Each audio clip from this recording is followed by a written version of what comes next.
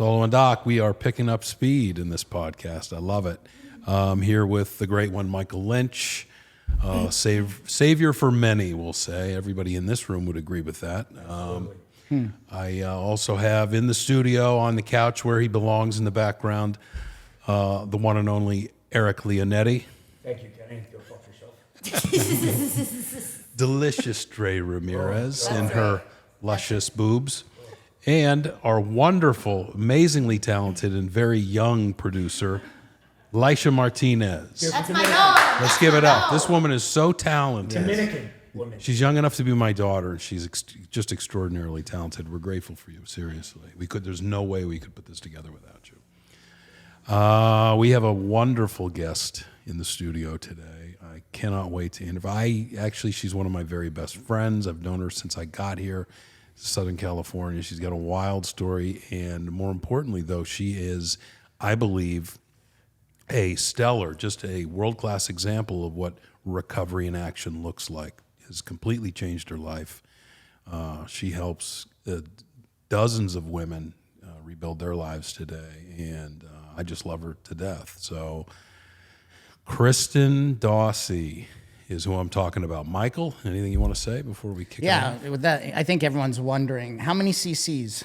650. What is it? 650. 650. Yeah. And how many car accidents have you been in this year? 0. Since I've been clean, 0. Like I was telling someone, like I literally haven't gotten in an the accident. cliche, or what is that? The cliche doesn't. You're It's not Asian true. and you're It's a woman. not true. I have a question though. Is your CCs higher than your SAT scores? Oh, Definitely.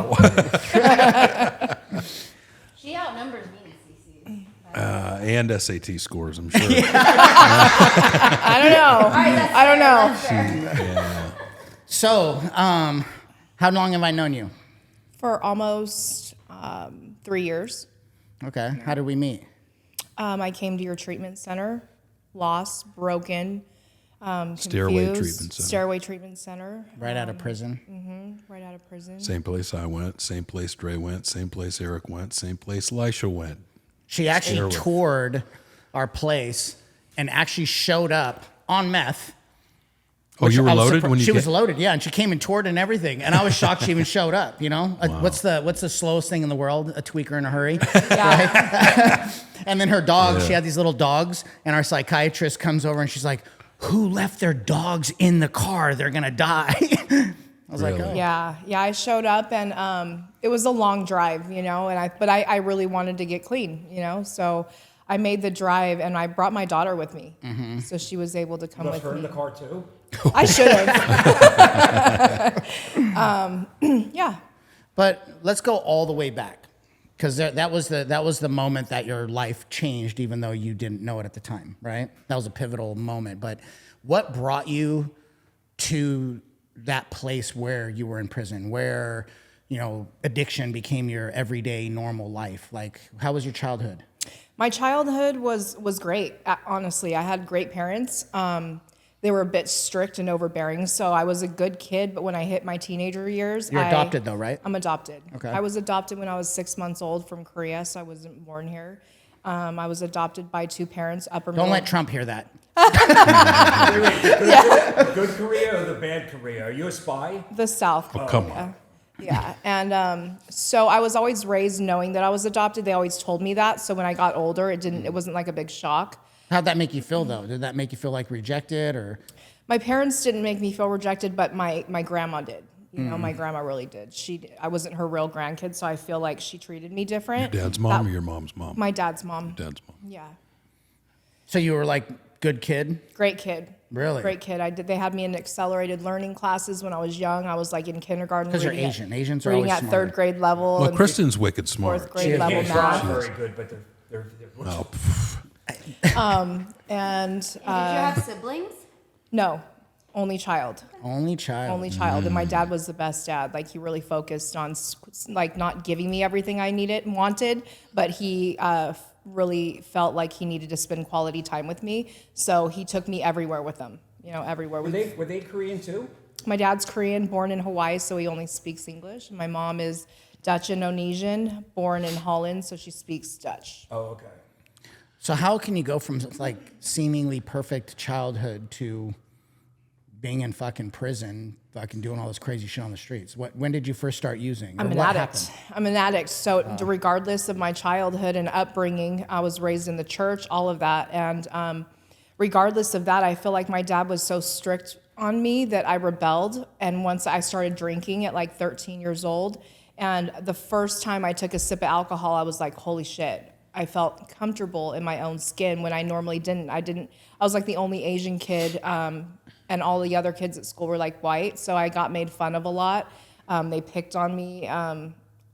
So I just felt like Until you became hot, and then they were trying to fuck you, right? 13, 14 There you shit go, changed a little bit, The game changed. but grade school was hard. When was the Where were you raised? Let's set the scene a little bit better. Your Belinda in Orange County. Orange County? Orange County. Wow, I think that helps set the scene a little bit for better. Yeah, sure. it's a nice area. Yeah, you were raised in a really nice area. How old were you when you first had sex? 12. 12. Was he related to you? 12.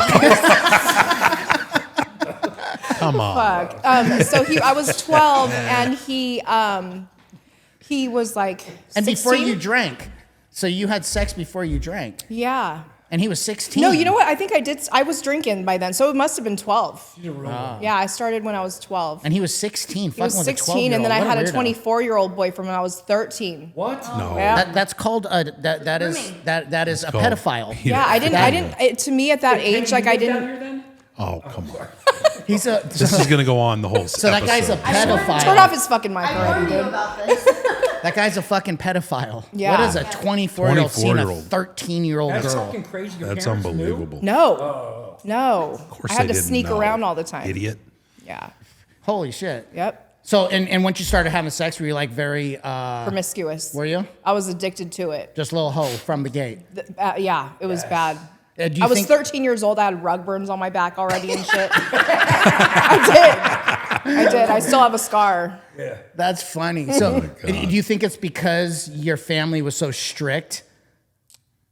I feel like I just had a rebellious spirit. How much of a contributing factor was the fact that you were adopted? Because I'm always curious about this in anyone who's been adopted. Is it always in your mind like I don't belong here, even if it's a little bit? No. My dad, I wouldn't want it any other way. Okay. Like I was super content and happy with my parents. I couldn't imagine having any other parents, which is maybe why like when I put my kids up for adoption, I wanted it to be a closed adoption because I'm adopted and I don't believe in having two moms and two dads and having a birth mom come in and ruin what they're doing. It's just unfair and it's selfish to me. So I just, So you start fucking everybody and you're drinking, right? Yeah. So then what happened? How'd you get into drugs? In high school, when I was 16, there was this guy that I was dating, and he. It's always a guy that turns. Always a on. guy. It's Yeah, always a guy. we'd started out with coke, and then quickly it went to meth. And then I was smoking meth, and then not. Was that going the to love of school. your life, meth? Yeah, And how long did you use meth?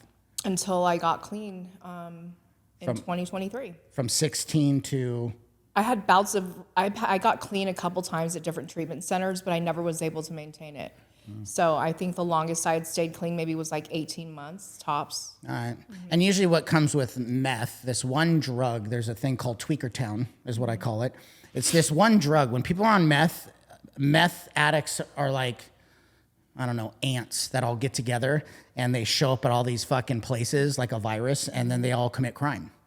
Is that your story? Yeah, I found them all. Like I would scout them all out, and I would literally like hood hop from different towns and Anaheim to Fullerton to Huntington Beach to Costa Mesa, all over Orange County. I tore it up, and I would just mingle in and meet people, and then I would like fuck my way to the top. You know, I'd find out who was who, and then I would end up sleeping with them and getting in like that.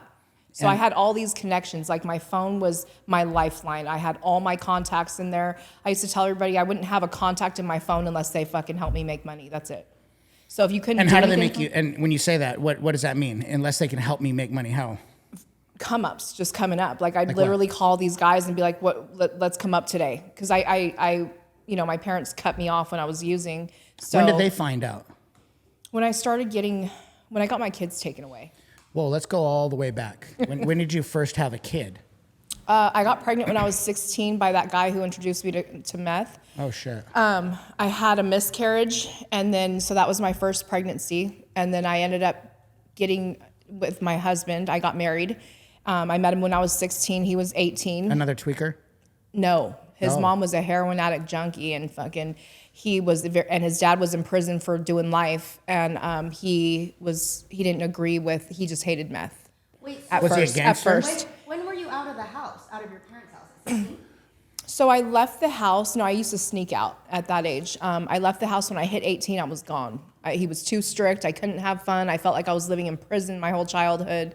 Like when I hit 18, I hit the door and just left. Never came back. And by this time, they knew you were using drugs? Using drugs. That husband that I had, he didn't know that I was tweaking for the longest. I had to hide it from him. Oh shit! Yeah. How'd you do that? How do you I don't know. hide I just because he was a drinker. He was a worst. drinker, so Oh, he'd always he was be just stupid all the time. drunk all Yeah. the time, and And you'd be cleaning and fucking coloring and shit. yeah, and he wouldn't know the difference. I'd be Building birdhouses. Yeah. fighting him, acting psychotic. Yeah. Yeah. I was the opposite. I was like, I would just straight up pull out a rig in front of a guy and just start like hitting my neck in his bathroom mirror and be like, listen, are we doing this or not? Like, either I'm leaving or you're okay with this. Yeah. But there's not going to be an in between. I was just so open. With it. Had any guy ever said, fuck that, I'm not okay with this? No, they were okay with it. I would be too. Shit. They were Guys are scumbags. These Me too. They would just be like, whoa, you know? And they'd be Guys like, are such okay. scumbags. These aren't guys she met in the church. What'd you say? They're not guys she met in the church. Yeah. Or they were. Yeah. They were. Yeah. Wow. So, okay, so you had you had a miscarriage 16. When did you have your first kid? How old? 18 18 with a husband. with the husband. I got married to him. Okay. I got married to him. We had a kid. I was going to enroll in college, but I was kind of like at that point my addiction hadn't gone full force, so I was able to sort of keep things semi together. It was you can really do that. new, Yeah. and so I ended up dropping out of not registering in college, and I went to work full time for my husband's aunt at that time. And you kept the kid? Kept the kid. For how long? I kept him. We had him, and then I had Dylan when I was 18.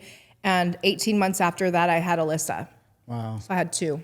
So you had 2 children. Yep, taking them to church. I was in a mother's church group at church called MOPS. It was like mothers of preschoolers. While you're on meth. No, I stopped. The second I got pregnant with Dylan, I stopped. Wow. I stopped using cold turkey everything. Drinking and doing meth, I stopped it. And so I wasn't using when I had Dylan, and then all the way through. Right until Alyssa was like 1 or 2, I relapsed and started tweaking again. And did your husband find out? Yeah, point? at That's when that he point. found out. Yeah, and he was really into like cuckolding. So he was into what? He's in a cuckolding. Was he so really? so we got For the viewers, what is that? it's when somebody like your boyfriend or husband get off on watching you have sex with someone else, With other dudes. other dudes. And that was his thing? And That was his thing. You knew that from the beginning with him? You know, it kind of like They just crept it in later. It's like, well, you know, it didn't if the neighbor didn't- happened to come over. it didn't really creep. Anything to It didn't really creep up. We would get drunk, and he would have me like he would tell me he wanted me to sleep with his friend, so I would. Oh, shit. And so it was that, but it didn't really fully evolve until he started using meth with me.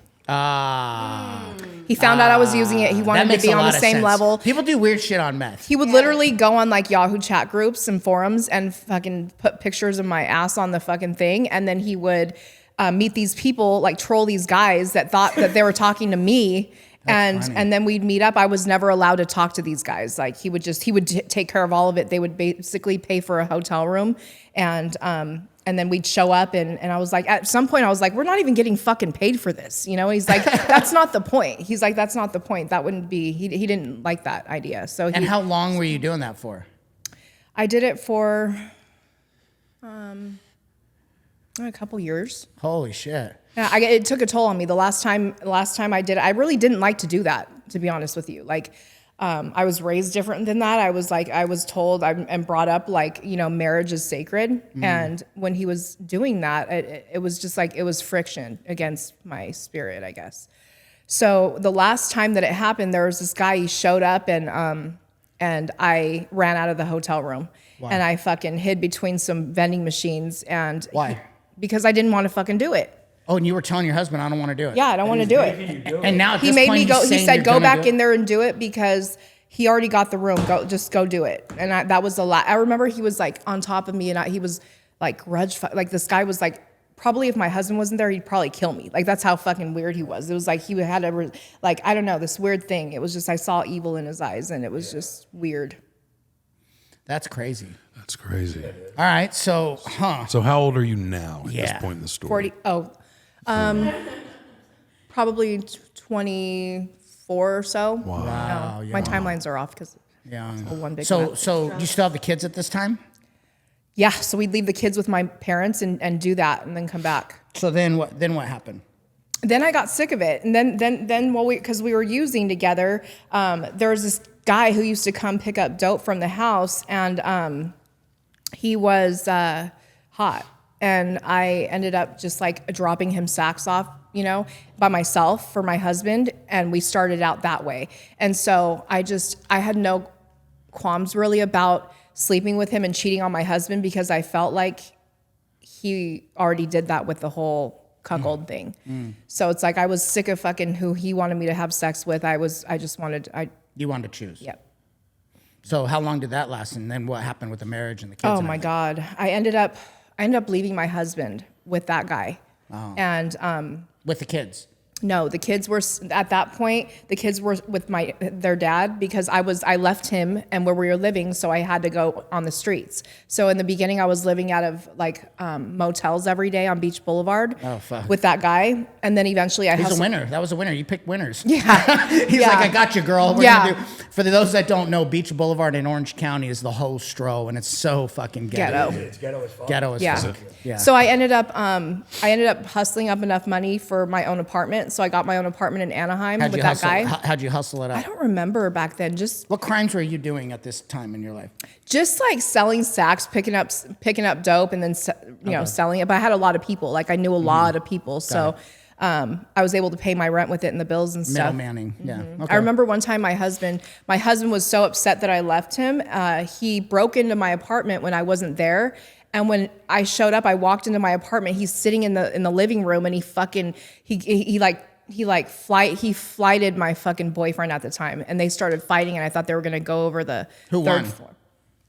My current boyfriend. Oh, that boyfriend at the time. That sucks. You go in there. Oh, you go in there to beat the shit out of you get smoked. the guy that your wife is cheating with, and you Yeah. come out with an ass whooping. That Yeah. fucking sucks, dude. Yeah. Poor guy. I don't really feel for him too much Yeah. anyway. Kristen, the guys that he was picking out, your husband was picking out, was it like, did he have a crazy kink? We'd pick out like 6'10" black dudes? No. Okay, So what next? Yeah, what next? so wow. All right, so now you're what, 26 maybe, 27? Yeah, about that. Like You have your 20 own place. 25-ish. So you're like 26, 27 years old. You have your own place, and what? And my kids What's get the taken game away. plan? My Okay. kids get Okay. taken away. So my ex-husband's doing the most. The DA, all these different cities like raided his house. So what was he doing? Selling dope? selling ecstasy. Oh. And he was getting it. Yeah. So he was getting it from some guys in Europe or something. Mm-hmm. So the DEA raided the house. It was my night. It was his night with the kids. So it was a Friday night, and I showed up on Saturday morning to pick the kids up, and there were cars lined up the whole entire street, and I saw people walking out of the house. So I just kept driving, and then that's when they took my kids. And then how did that work? Where you had an opportunity to get them back at one point, but you decided to adopt them out. No, those two aren't adopted out. I've had 2 more kids on top of that. So I got pregnant by the guy that I left my husband with, Chris. You just like letting them shoot directly in you every single time, huh? No contraceptive. Fuck. She's just fertile. No, she's just a real woman. I was just so You have a cream horny pie, you when have I a was cream pie fetish or what? Oh, It's nice getting it out of you. so yeah. So I got pregnant. I got pregnant by That's a that yes. guy, and I ended up putting him up for adoption. I made an appointment to get an abortion. I walked in the clinic, and it made me sick to my stomach. So I couldn't do it. I couldn't go through with it. That's just me personally. I couldn't go through with it. So I went to an adoption agency. They lay out a bunch of portfolios on the table, and they have pictures with families with paragraphs about what they do for vacations and what their careers are. And it's just like, it's the hardest thing you'll ever have to do, because you're picturing your kid in each one of these families' homes, and it's just gut wrenching. But I couldn't have an abortion. And you were on meth this time still. Couldn't stop using. Couldn't stop using. So you weren't even in the right mindset to be even making. I wasn't equipped to be a mother. Yeah, or to even make decisions. Oh yeah, that was my Yeah. only option in my mind, is I can't raise this kid. And then I just lost these two. How were you using the meth at this point? Smoking it. Smoking it only? Only. Okay. But the meth was good back then. I know. The biker dope. Yeah. Peanut butter back in the day. A lot better. Okay, so kids are taken. Do you use this as an excuse to say, fuck it, and let's go harder in the paint? Not really an excuse. It was more like I just can't stop. I just fucking couldn't stop. you want to? They offered me drug court. I took it and I failed it. Did you want to stop? I wanted to stop. Oh. I just couldn't. I physically, I just couldn't do it. At this point, now you're using against your will. Yeah, and then because I didn't have them in my life, it was just worse. Then I was just like balls out, you know. So it happened when they took my daughter. Yeah. It was my excuse just to go all the way. And my wife was gone. It was like, okay, here we go. Right. And how long did that train wreck go for until something happened? What train wreck? From they took the kids, you went balls out. Oh, and then so You said I drug court. You got arrested or something? No, that was a CPS. Oh, through got it. CPS. Okay. I think I got busted in Fullerton for some little possession charge, ended up going to jail for that, ended up getting 3 probation violations because they kept testing dirty. They put a warrant out for me. And so I ended up getting sentenced to 16 months state prison. For what? For 3 violations of probation. just for doing Back then it drugs. was more strict. It was, yeah. They used to give you So time I did for a doing county year flat. I paper paroled from the county, and then I went back out on the streets again. And then that's when I just started going. So I met this other guy, and he was like a YA baby like you. And so he was just So he was always on crazy. these fucking mind games. He's just thought he was a very smart guy actually, but like he was Arabic and white, but he was like tatted down, real good looking dude. Is he a gangster? Yeah, he was just he could If fight. you come out of YA, you're a gangster. Yeah, No matter and what. he was, and so he was. And this is what you usually try to find, or is it the kind of guys that you date? Are Yeah. like gangsters? Yeah, You're like, of course. yeah, because So I Why? he was because I feel like they back my bullshit. Like they would have my back when shit would go down. And I was always in some shit. So that guy taught me he's like he told me this. He's like, it's tweakers will always fucking do you dirty. Always. Always. It's a matter of, it's not a matter of if, it's a fucking matter of when. Always. He's like, so we're going to get them before they get us. And that's literally what he ingrained in my head. And I was with him for almost five years on and off. And, so that's what we did. We went around, he taught me how to jack people at like a high level. Like he would middleman these huge deals. And he was he was a great talker, and he was very smart, and he was always 10 steps ahead of everybody else. Until it wasn't. Chess. And chess. And so we just went around jacking everybody as a team, He'd be on the phone. I'd be with the people. He'd be on the phone acting like the Connect, and I'd fucking be talking to him. And then I'd take the people's money. I'd run it was wild. Did you ever do it with guns? No, not then. Not then. Not yet. Yeah. Oh, okay. We're gonna get good. Yeah. Okay, so then there's that. So you're jacking fools for 5 years? Everywhere, from here to Are you Arizona. still only smoking meth? I started slamming at that point. So there was assume I had this homeboy, and he was always, I was smoking and not feeling it. So I was like, he would always be doing these shots. And I was like, give me a shot. Like, and he's like, I'm not doing that to you. I was like, come on, dude, I'm not that type of chick. Like, I'm not going to go blame it on you. Like, I'm a big girl. It's my fucking decision, and I want to fucking do a shot. Give me the fucking rig. And so that was it. The first shot, it was over. It got bad after that. What does that No mean? morals. What does that mean? No Like morals. Like I started committing crimes, and the crime started turning like violent to where I would go, like I went around Anaheim and was just doing home invasions. And so So give me one example of a crime. So the one that I went to prison for? Oh, that's a good one. So I was I was fighting with that boyfriend from YA. He left me stranded at a motel, so I walked up Harbor Boulevard and I just sat on the bus stop hoping he was going to come back and pick me up, but he never did. I kept on seeing this guy go in and out of the motel that I was sitting in front of, and he eventually, after driving in and out, seeing me sitting there for so long, he's like, do you want to come in my room? Let me ask my chick if you can come in and kick it at least, get some rest or whatever. And I was like, fuck yeah. So he went in, he came back and he's like, you can come chill in the room. Turns out, like, his chick opened the door and she was super hot. Like, she was Asian, like she was Thai. And so, of course, she's like a transgender girl, So she was what? She was transgender. Oh, transgender. So Have you always been very into girls? striking. A little bit. When's the first time you were ever with a girl? Hold on, Michael. Let her finish the Okay. answer. Oh, okay. So I go in this room and I quickly realize that that this chick is an escort, and she's escorting out of that motel room, and she's also like doing house calls. So like the room calls were like $500 a time they'd come over, and then when she'd do out calls, it'd be like $1,000 minimum. So I kept sitting there chilling, and I was sitting at this table, and there was a safe key sitting next to me the entire fucking time. And I saw them go back and forth to that safe. Mind you, I had to leave the room and come back and when she was doing her shit. But How long were you there with them in that room? from about 11 in the afternoon to maybe like 7 p.m. at night. Okay. So I'm noticing there's so much cash in the fucking safe. So much. Like there's a bunch of cash in that safe. And the key was sitting next to me the whole entire time. So I ended up taking a nap. And I wake up and they're trying to coerce me to go have sex with them. And I told them before I went in there, I was like, dude, I'll come, but just don't start any funny shit. I don't want to do anything like that. Like I just want to nap, So they started, so that was just the excuse for me to fucking call somebody over and just jack these people, right? So I go to the bathroom and I call someone. I was like, hey, get your fucking ass over here. I know he's always strapped. So come over here. I couldn't really explain it because they get suspicious, So He's a homeboy that's just down. he was literally If he just shows up, he's down. 3 minutes away. Like he showed up in 3 fucking minutes. So he walks in the door of the motel room. I told him he's my ride. I was like, he's just gonna come in and use the restroom.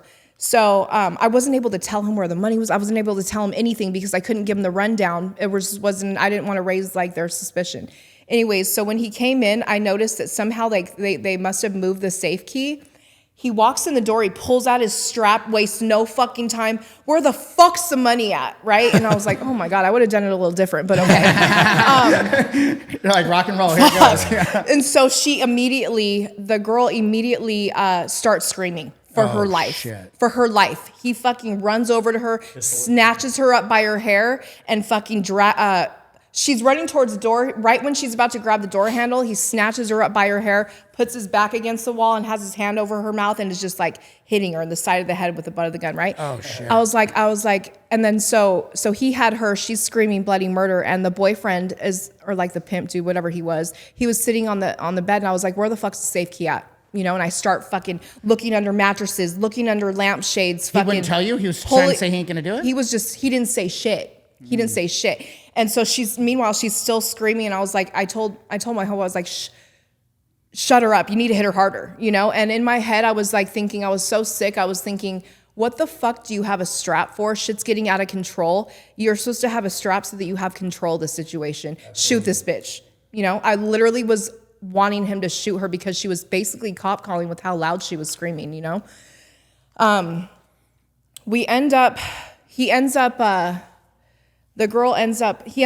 like, fuck, we couldn't find it. We couldn't find the safe key at all. And so, That's crazy that After you all guys, that. with the gun, couldn't get them. right? To I was tell you. pissed. I was fucking pissed. I would have hit that dude right between the eyes with the butt of the gun. He would have started talking. I was so fucking pissed. He was trying to fucking keep this girl under control. So he drug her to the bathroom, locked her in there, and then like just shut the door on her in there. And then he's like, just grab what you can. So I snatched up a laptop, phones, fucking wallets, whatever I could grab. All this for some bullshit. For nothing. So we're booking it. We're booking it out of the parking lot. Mind you, she's screaming so loud, everybody outside the motel is fucking outside their rooms looking at our door. So the cops are going to be there any second. So we just start booking it, dude. And Little did I know, like, so when I left there, we went to a gas station, and what we did there could have got me 10 more years. So we're just racking up fucking years now. Now we're just racking up prison time in the amount of fucking 30 minutes, maybe. I didn't know that when I was running, my ATM card fell out of my wallet. With my fucking name on it. Oh my God. So World's the cops, dumbest criminal. Dumb, dude. Holy Dumb as fuck. So I didn't know that. So I thought we were good. You know, we got away. We went to that gas station, got away from there. We went up the freeway, 5 freeway, and I was like, I thought it was good. And he got in the car. He's like, dude, I fucking did that so sloppy. I'm so fucking sorry. I'm so sorry, you know? And so eventually, like, I found out the cops were looking for me at robbery. Anaheim PD were leaving cards at people's. Somehow they fucking tracked this. Okay, so they got my name. They pulled a 6-pack of photos up and showed it to the victims, and they're like, that's her. And so I eventually had a warrant for my arrest for 2 counts of first-degree armed robbery and a firearm enhancement. And Yeah, you went from simple drug possession charges to the big girl school. yeah, and I was literally, you know, I was scared that Anaheim PD was going to investigate further and realize that I had been doing other home invasions in that fucking city, and because there can't be that many robbery detectives in that division, you know? So I thought he was going to link me to all this other shit. So I was like sitting there calculating the time in my head. Like, fuck, they're going to know about this. They're going to know about this. And that fucking gas station situation when I left here. In the middle of all of this, did you ever have a moment that you went, how did this intelligent little girl in honors classes with a good family, Good Christian family, Christian strong family. upbringing, financial security, stable, wind up like that? did that happen? No? Nope. You were just so far fucked off? So far in it. And I was like, and I was ready to do the time. I was like, I told myself, you want to do big girl shit, do big badass shit, then you're going to do the fucking time.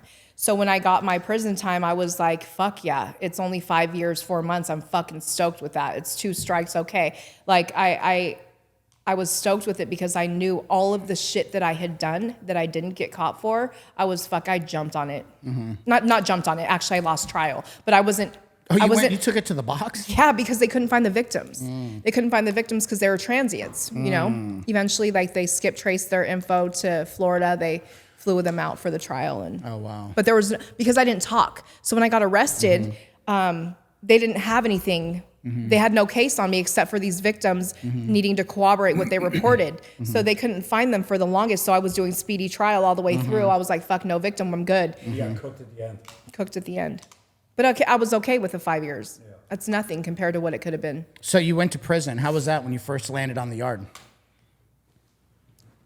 I finally felt like I made it. It's weird. I finally felt like fucking... Because by this time, you just think you're a gangster. just think it. And I'm really fucking not. I'm doing dumbass shit. But like when I got to prison, I was like, it was a different credibility, I guess, you know? So, because I ran the streets. Mm-hmm. So it matters there somewhat, you know? You're not soft anymore, like, you know? And so I did that. I loved it.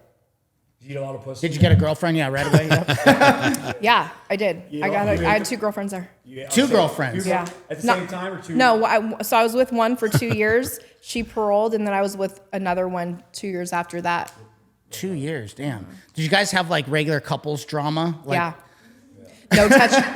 No touching, no sitting on another girl's bed. You can't talk to an aggressive. You have to fucking talk to the femme in the relationship. Did you make anything with the summer sausage? Or you Oh. guys don't- No, dude, it's gloves with toothbrushes.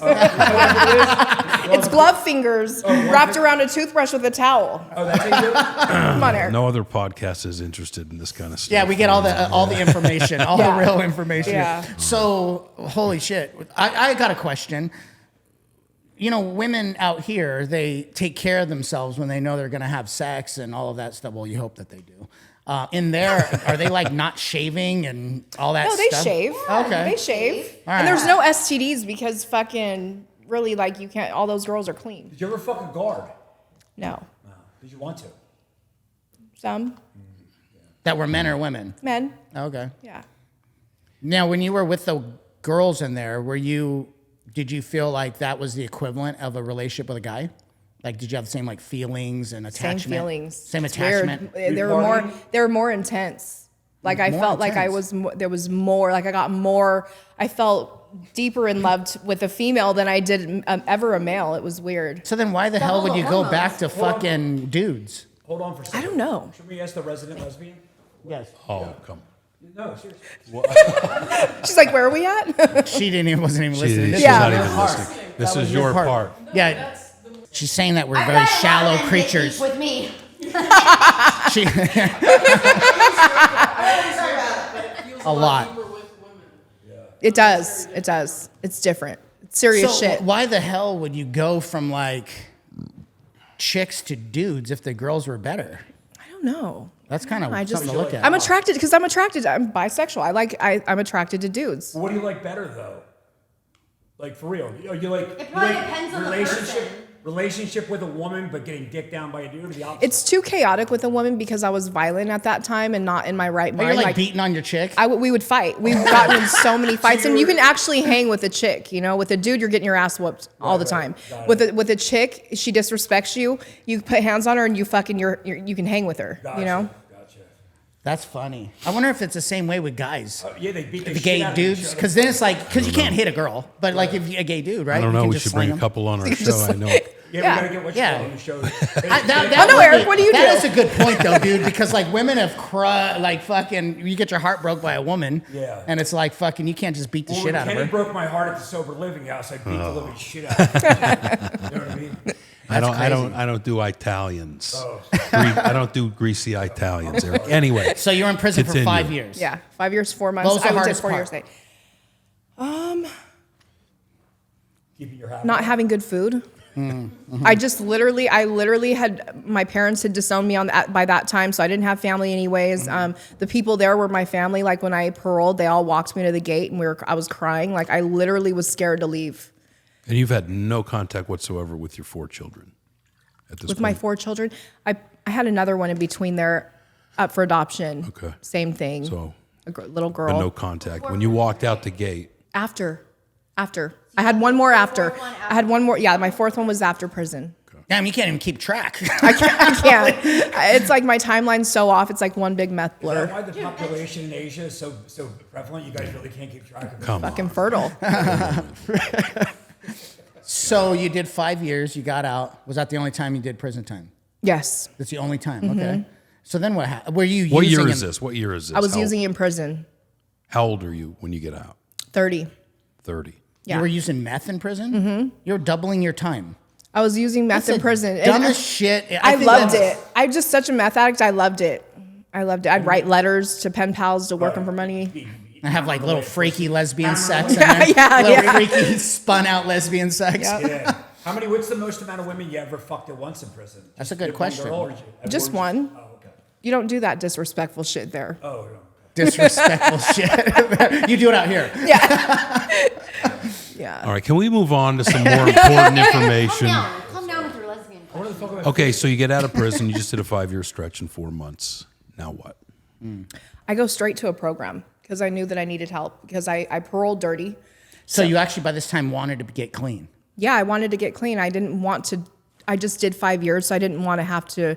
I knew where it was going to end me, like land me if I kept using. So I knew I needed help. I was criminalized. Like everything in prison's backwards than out here in normal society. So everything's a come up. It's stealing all this shit. You know, stealing from your job so that you can have cooking bags at home and in your cell and all this shit. So I needed to like shave some of those behaviors off. I needed to be modified. You know, so I went over there I went to a SAP program. It was an 18-month residential called New Hope in Beaumont.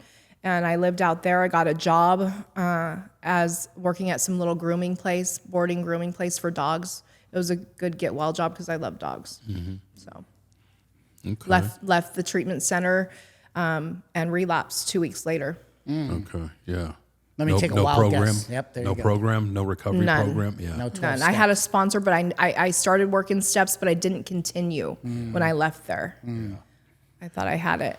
So then what happened? You relapsed? Relapse Right was, back to I had my crime? own apartment because I had a bunch of money saved up from living in that program. I saved up a bunch of money and I got my own apartment, moved out.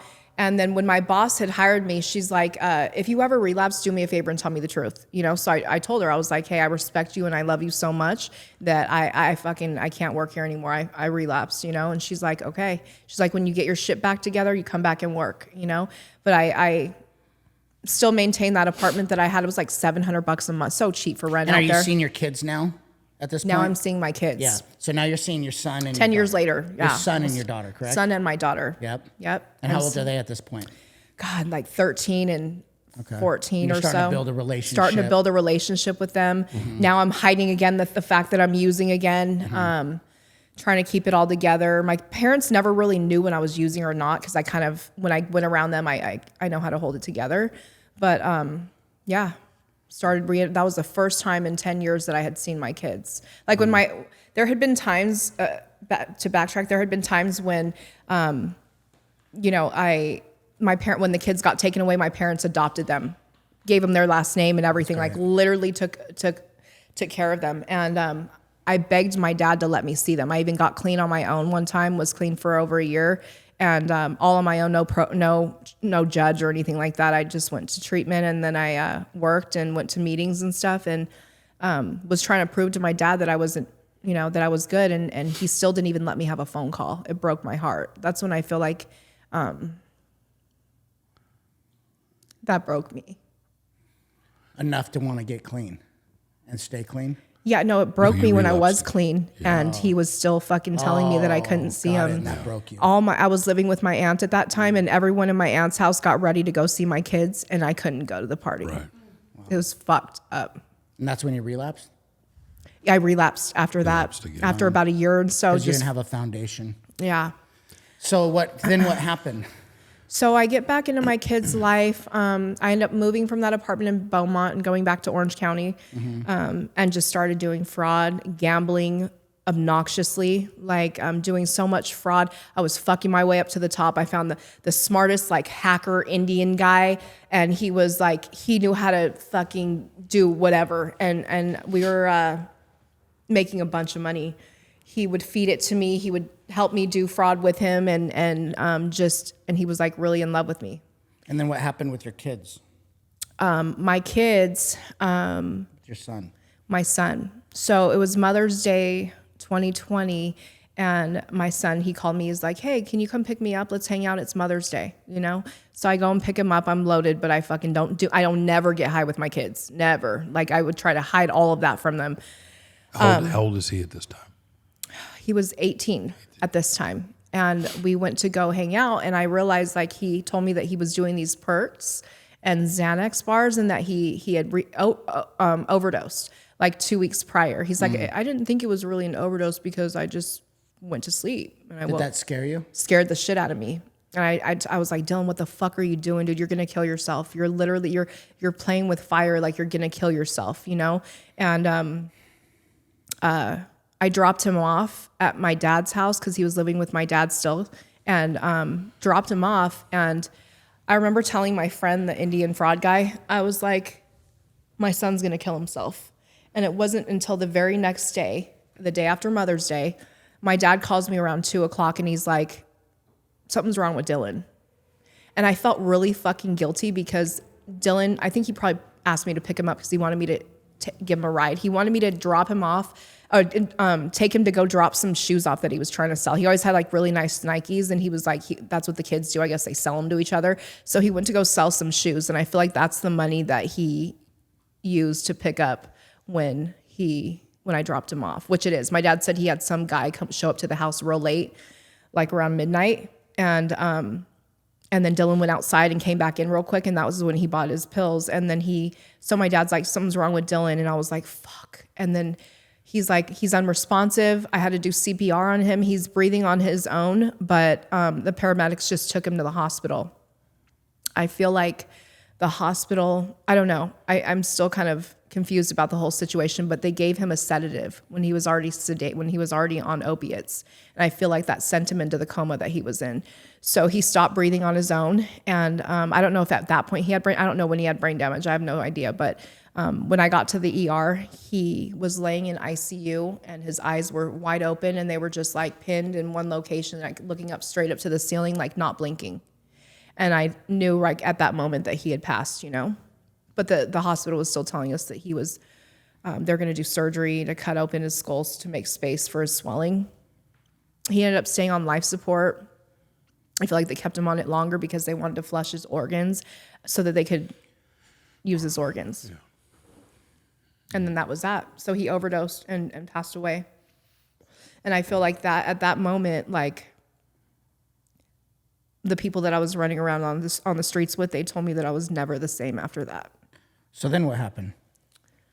So then we had his funeral, and he was Poppy. He was a fucking cool kid. He was a cool kid. He was bad like me. He got in fights all the time. Like he would beat people's asses, you know, like he would send me videos and I'd be so proud of him. I was like, fuck yeah, you beat that kid's ass, you know? I was just the wrong kind of mom, you know? I did him a disservice as his mother. I feel like,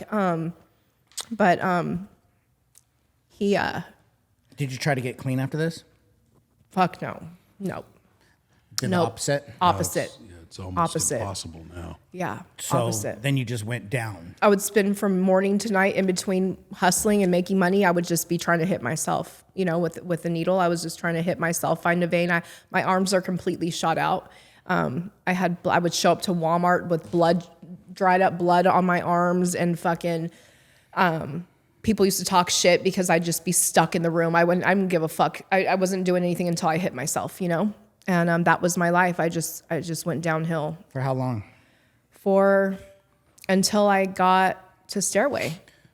Until I went to Detox. How did you get to Stairway? Everybody here loves Stairway. We all came through Stairway. We all came one way or another. Our paths are very different. How did you actually land at 21210 Irwin Street? I caught a fraud case. Okay. I had a case out of Orange County.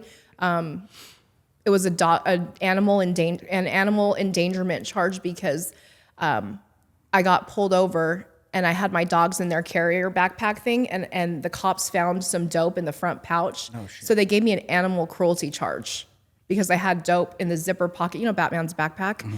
I had dope in there. And so I had that case, and then I had another fraud case in Riverside. So I knew if I didn't go to a program, that was my best chance at getting out of going to prison, because I'm a 2-striker, you're automatically going back to prison, automatically. So I called Tyson, this guy Tyson, that's a good friend of Michael's, and he told me, how to get to, he's just like, this is what you need to do, and he put me in Detox, and then from there he had me go to Stairway, and that's how I got there. Then what happened? Then I've always, because I've had bouts of clean time, I've always known that there's a better life out there, like a better life. I was so broken from all the trauma with my son and all that shit that I just didn't know how to do it on my own. So when I got to Stairway, I realized, like, you're 40 fucking years old. There's no better time than now. You're gonna be one of those old ladies pulling up a cart with all your shit on the yard if you don't fucking stop. You know, those old ladies, you're like, you haven't gotten your shit together by now? You're 70 years old, you know? I didn't want to be that person. So I just got serious. I made a commitment to recover, and I did everything that was suggested to me, everything that was suggested by Stairway. Get a sponsor, work steps, have a meeting commitment somewhere, be of service, be making progress in your steps. I just did all of that. I applied. I sat in every single group that we had, and I listened. Mm-hmm. I listened and I participated. I didn't care what the attitudes of everybody else were. I was fucking serious, and I wasn't going to waste my time, you know? And you attached yourself to me. I attached myself to you. As soon as you came in, you attached yourself to me. And it was like, I remember, like, for some reason, we always had this bond from the beginning, and you would do anything I would suggest, anything. You would just do it. And then I pushed you towards your sponsor, you know, but you would always call me first. Everything that I suggest you would do. Yeah. You know, still the same. Still how it is. And honestly, she jumped into, like, community right off the bat, which is, I think, such an essential part of, you know what I mean, sticking around. Because I know that we started kind of building our friendship around doing, like, a softball league. For sure. That's where I remember, like, those were my first memories of like actually talking to you and like hanging out and stuff, as we were doing like this little softball league where a bunch of us kind of went off and participated on the weekends and stuff like that, and like you just jumped right in. For sure. I truly believe that the community at Stairway is unlike anything anywhere I do else. too. Yeah. I agree with that. Hands because- down. God, I'm sorry, Kristen. And it's saved my life, you know? Like I really had no support when I left other treatment centers, that I had no support. Like here I feel so supported and so loved, and I feel like I belong here. I agree, because Kristen did my intake at Stairways, and Kristen knows this, how broken that I was the first day, and the the questions she asked me, and from the beginning, from that moment, she cared what I had to say. You know what I mean? She cared what I actually had to say. She wasn't. I mean, she probably didn't do fucking 10 other intakes that day, but she sat and took the time with me that day, and she's been very supportive of me since I've gotten here almost 2 years ago. Of everybody now. Did you think that coming in that you'd become the leader that you are today? No, I didn't believe in myself, Michael. Even when I started doing BD, I was like, I remember telling James, That's like, business development. Yeah, I ended up, so she managed for one of the houses at Stairway and was like cracking these women into shape. Yeah. Really good, really good. When you Newcastle, Yeah, Newcastle. Newcastle, But I all love those them. women, you had like 30 women you and were sh- managing. and she in our history had the least amount of clean time for a manager ever. She was her, but she came in just like she whipped these girls into shape, and they followed her and inspired by her, not feared her, and that's something that is most can't get. Most can't do. yeah, when the girls know that you're coming, like when you love them first, above all, like you love them. So when you're telling them they need to do this, you're telling them they need to do that, they don't take it personal, because they know at the end of the day you have their best interest at heart. I really loved that job. That job helped me grow so much, that position. One thing that really stands out to me with this position is why I feel so passionate about what we do, because of Dylan. You know, like of Dylan overdosing. I did him a disservice as his mom. I could have, now knowing what I know, I could have helped him instead of just ignoring it, you know? And so when I see these little guys come in, or these young girls, and I'm talking to parents, it's personal to me. It's personal. And when people pass away, it's personal. Like it's like a recap of what I went through with Dylan, you know? So I really empathize for the families, but it really gives me the motivation to keep doing what we do, because I wasn't able to do that for my own son. But isn't it beautiful that you can't change something so tragic, but you can use it to benefit the world? Yeah. And one would even say, would you be as passionate if that hadn't happened? Probably not. So I wonder how many lives, just to put it out there, she became our business development. I would have her as the face of all of Stairway going out into the community. That's how much I believed in her. And she's really good at it. And then she's now also the head of all of our admissions, which is the backbone of our whole operation, because you're the first call for that desperate addict that needs help. And that is so hard to do. It's the hardest part of the game and all of it, you know. And it's pivotal. It's the most pivotal. It is You know the what I most mean? If you pivotal. don't get somebody through the door, then how are they going to ever have the life They can that we die. have? They can die. It brings tears to my eyes when I see our clients. Like I talk to them, they're on the street struggling. They can't test clean. They can't get themselves into detox, and they finally make it. And I see them walking around our treatment center, smiling, laughing, building relationships with their families, and building friendships, lifelong friendships, you know, and also like starting to get jobs and get a car. Like it brings tears to my eyes when I see them thriving like that. Yeah, you're definitely a success. You know, you look at your life, it's like you hold a very, very important professional position at this huge company that we have, you know, and it's very important what you do, you know, but it's like you look at your life today, look at your friendships, look at like you have a successful life, you know. It's amazing. It's too good to walk away from.